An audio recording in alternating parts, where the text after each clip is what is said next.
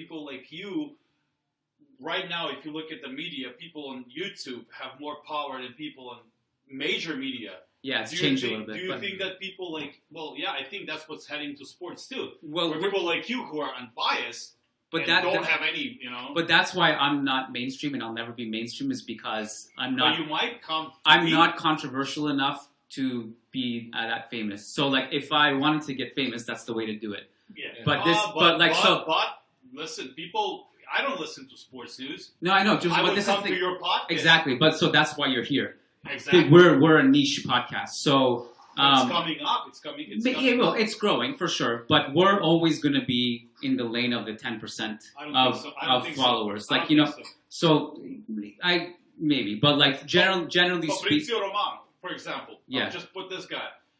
Right now, every kid you ask, say a transfer. You know what they're going to tell you? Fabrizio Romano didn't confirm it. Yeah. He is nothing major. That's all I'm saying. That's what I'm also saying. He's a guy like you, Kian. He's a guy like you. He's a guy that started like you. Yes, he's a guy like you. Well, I think your time will actually come.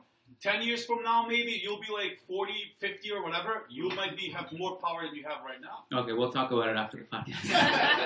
No, I think I would still think it will happen. Agree with what Kian said. I would not like to bring controversial stuff, you know. In what you're doing is basically the right path. On the long run, I don't know whether it will be successful. I don't know because I'm not in this field.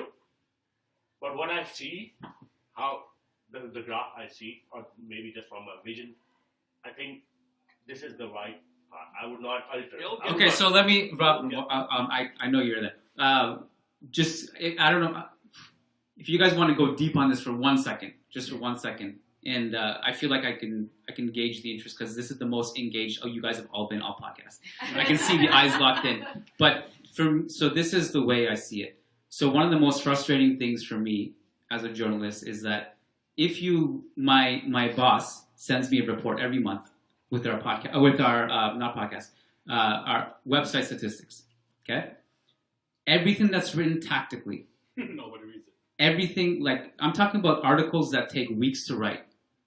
You go back and watch film, you study the data. People don't know how long it takes to actually cut the film, clip it, upload it, embed it, describe it. It's not a one-day process. All of those articles get like 10% of our traffic. And so people always complain like, why do you guys do clickbait headlines? Why you guys have lost your soul? And like, dude, the only reason we can feed our families is because those articles exist. So something's not adding up. So if you guys want more of a tactical analysis, then click on it. But you're not. So you're voting with your clicks. My ideal world is everyone just reads our tactical articles and everyone loves that. That's 100% of the traffic, but we wouldn't survive. So what I had to come to terms with and accept is that it's okay. You kind of have to ride the wave and just accept that. But the 10% of that pie gets bigger every year. Mm-hmm. So it's okay to only have 10% because that number is still pretty huge. And so that's what so this podcast will grow. It has been growing, and these rooms will fill up more and more every year.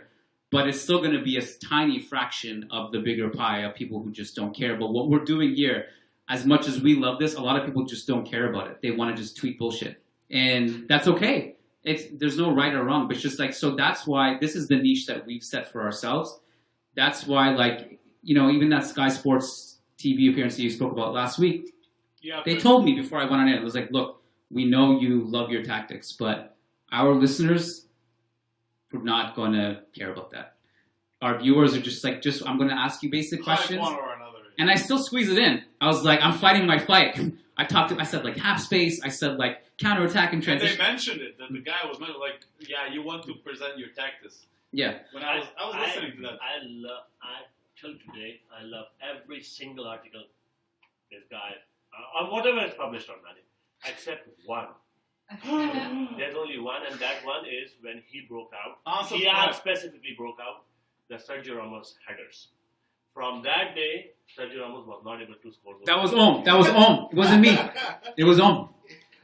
So this was it Om? It was Om. Yeah, he broke out like so. Yeah, but And how do you know literally, what the I future feel holds? like you know? every manager took that out. I think And this is told the their future. defenders, You know. Stop Ramos's run from out of the box to inside. And so I went back and I started looking at those highlights, and really he would run. So then the crowd come in, he'd run, and last minute headers, right? We won that league that year. Om broke it out, and boom, it's gone. He cursed it. Yeah. He cursed it. The best is we get comments sometimes of people getting mad at us for Yeah. because they're like, Jinxing, but no, it's not jinxing. They get mad because you guys, people are gonna read this and then they're gonna adjust their tactics against us. Like, dude, Thomas Tuchel is not reading a management article and adjusting his tactics. I promise you. Maybe.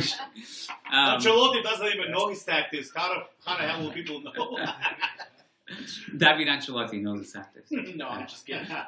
Rob, I know you've had your hand up for a while, so sorry. No, it's not a problem at all. Yeah. I just thought it was a great question. Yeah. I actually thought, thinking on it, it's actually what led me to find Managing Madrid, because I'm a big podcast. I have a commute, and so I'm a big podcast listener. Yeah.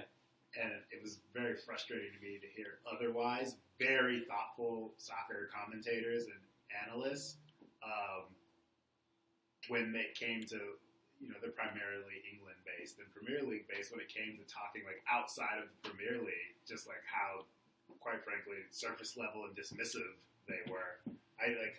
Two things that definitely jumped out to me was the one that it's not Madrid related, but they refer. It's when Aymeric Laporte got transferred to Man City, and he was described as like a tricky, skillful defender, but like, will he be able to match up to Premier League physicality? Classic narrative. Yeah. And it was like, you clearly have not even Googled this guy because he's a massive human being, And then the one that really I was like, I just need to find someone that like can talk about La Liga, not just Real Madrid.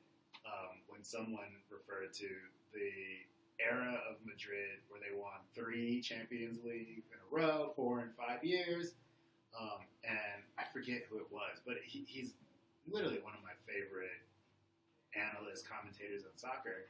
But he described that Madrid team as like unremarkable, and like that it's one of the most unremarkable Champions League eras of Champions League winners, and aside from, I think he said maybe Ronaldo, there's not a name you could pick out as like legend. And I was like, this is literally one of the best midfield trio in like modern football. In the history. It's not tiki taka, but like It's amazing how PR and marketing works, right? Right. Yeah.